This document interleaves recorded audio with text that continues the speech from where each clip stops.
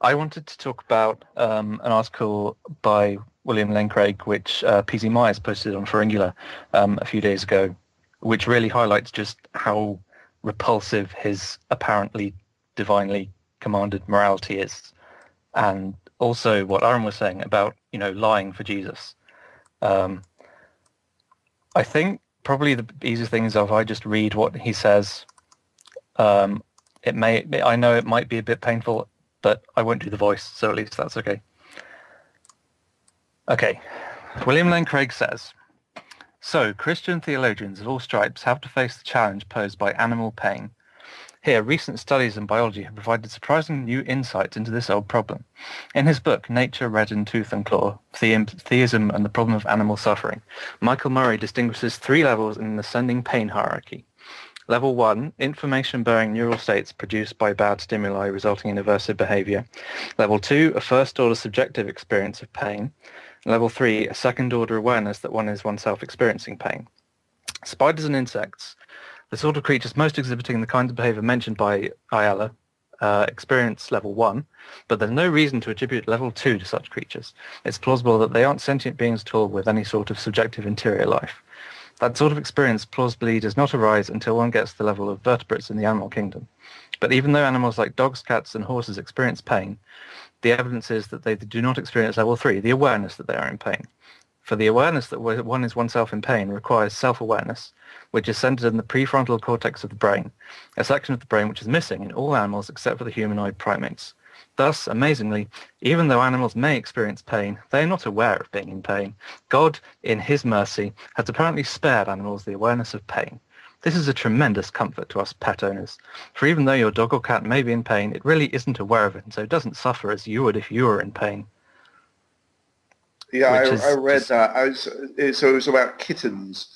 So if I actually torture a kitten, then the kitten doesn't really feel pain, according to William. Yeah, it's the reasoning of a psychopath.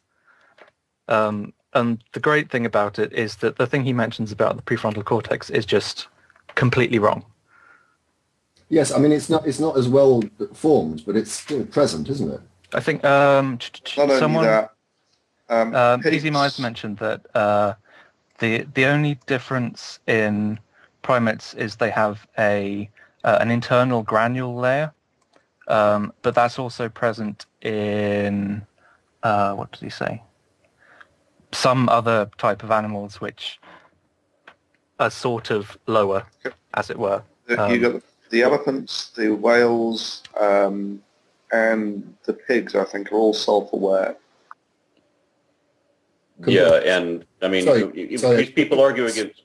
Concordance wanted to say something, Aaron. I'll come to you next. Concordance, then Aaron.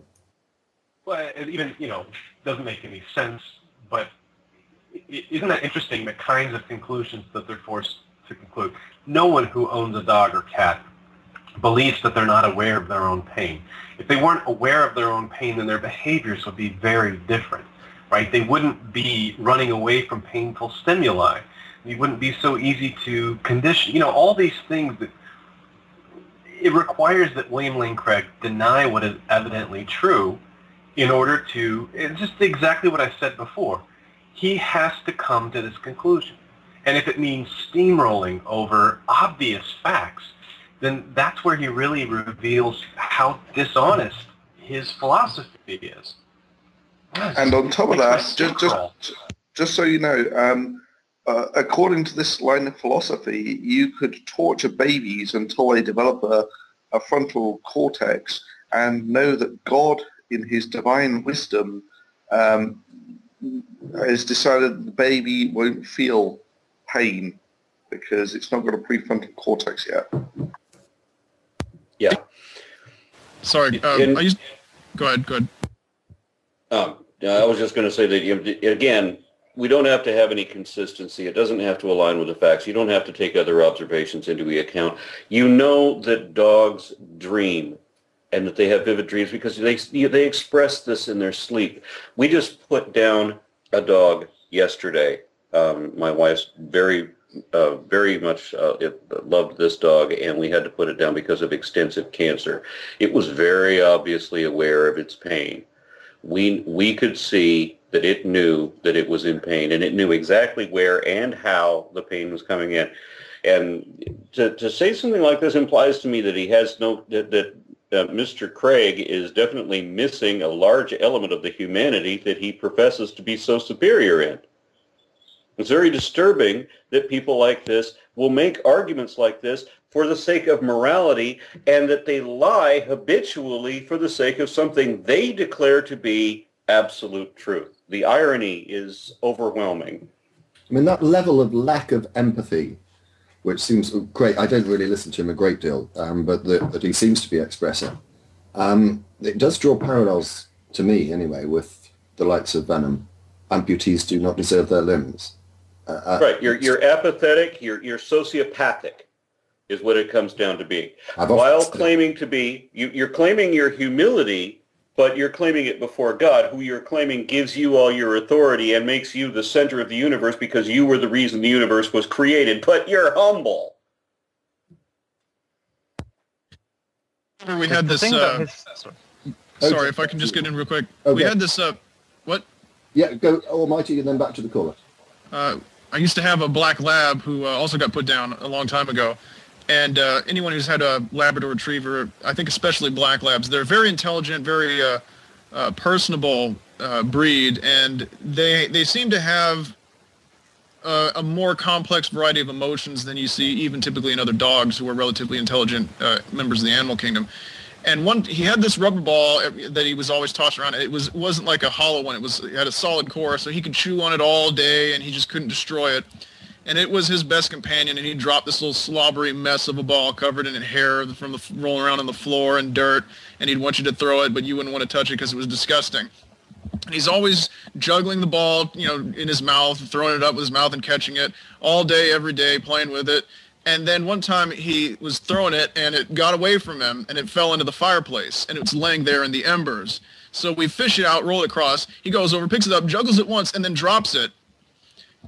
And then he just looks at it with this quizzical look on his face because it had burned his tongue from being in the embers of the fireplace. And you can see the complexity of his emotions as he looks at this ball with this sense of betrayal on his face. Like his trusted companion that how could he have done this? What on earth was that? Why did my tongue burn just now? It's never done that before. Isn't going to do it again. Why is this happening?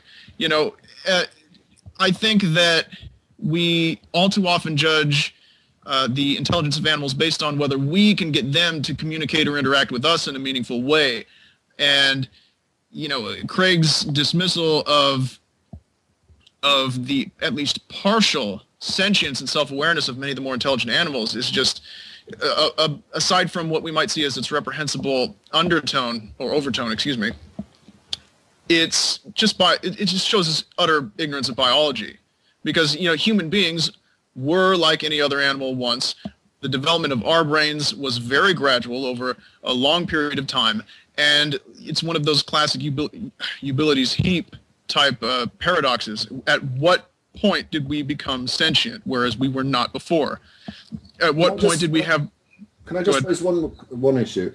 And I can never say this word, so I apologize in advance. Are we guilty, perhaps, or could the argument be used that we are guilty of anthropomorphizing animals and attributing too much consciousness to them? Anthropomorphizing. Thank you. I think the problem is that not that we anthropomorphize things. I think the problem is that we think of them as anthropomorphic traits when in fact they may not be as unique to us as we would believe.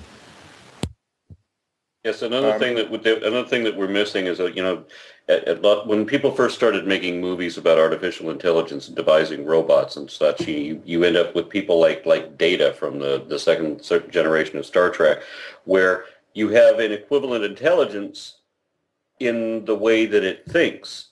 So that means that he shares all these emotions that we do and the same sorts of curiosities and interreactions and things that we have derived through our evolution as a social animal in the particular mode in which we did.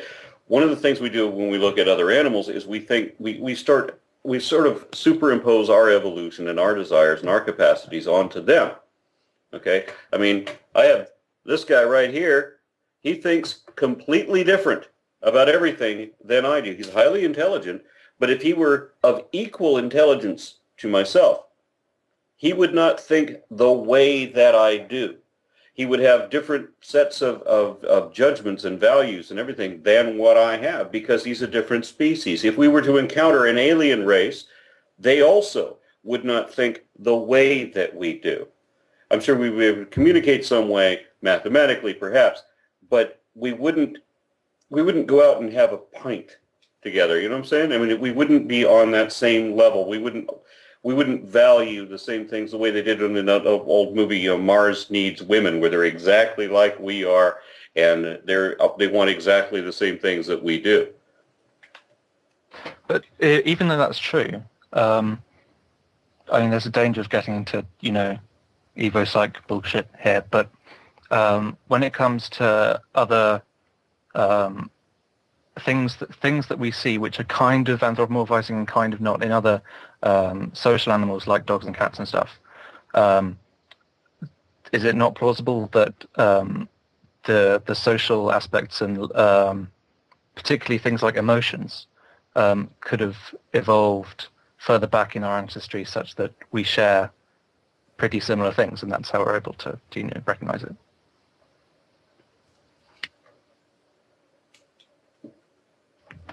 That's flawed the panel. No one wants to say it, Yeah. Anyway, I'll just come back to my question, then I guess I can let someone else come on. I personally am not good at speculation, so I try not to. If I can, I guess it's not really a good idea when it comes to evo-psych, because then you start, I think I have to make up an answer. On the Serengeti, where you actually get trans species, that they can actually read the body language across species, so you get all these various interplays of things like lions and hyenas. That does put me in mind of a good example. What is it? I think Ray Comfort used it for some reason, thinking it would enhance his argument when it actually did the exact opposite. Other species of apes have, even ones which are only distantly related to us, have almost exactly the same facial expression of emotions, like smiling and so on, which is interesting. Oh, look, it's a bird of some kind. It's not biting your fingers yet, though, Aaron. What is it, Aaron? It's a double yellow-headed Amazon parrot. This is actually Matt Dillahunty's parrot. Apparently the bird had some contest with Dillahunty's wife. The bird also has contests with me, but I'm willing to take it on and work with him. He will start biting me here shortly. It was nice of Matt to lend you his parrot after you killed your own. Oh, yeah. Thank you for putting it that way. OJ, thank you very much for the call. Hey, I had a final point anyway. The thing which I find particularly evil about what William Lane Craig was saying about this stuff is that not only does he use a fact which isn't a fact and just lie, but he's looking at the awareness of pain which we observe in animals and saying, oh, it's okay, it's not real pain. They're not really suffering because they weren't specially endowed by God with the capacity for real suffering. Yes, I think, I agree with you. As I say, OJ, I am going to move on. Thank you very much for the call. It seems to me that it's a sort of like another example of the arrogance that we have about our special position in the world. I did say I would give you the results of the how many people believed in miracles, but I'll pose it as a question. Did more people believe in the resurrection of Jesus Christ than miracles? And whilst you're pondering on that, I will bring the next caller in. If I just give you some indication, those that are waiting, I'm taking it in the following order.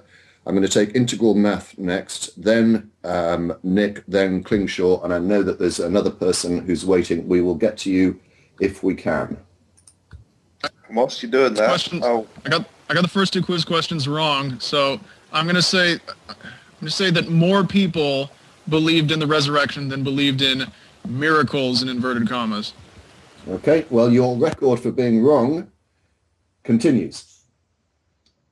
The percentage that believed in the resurrection of Jesus was 70, get this, Miracles came in second place in the belief system with 76%, beaten only by a belief in God.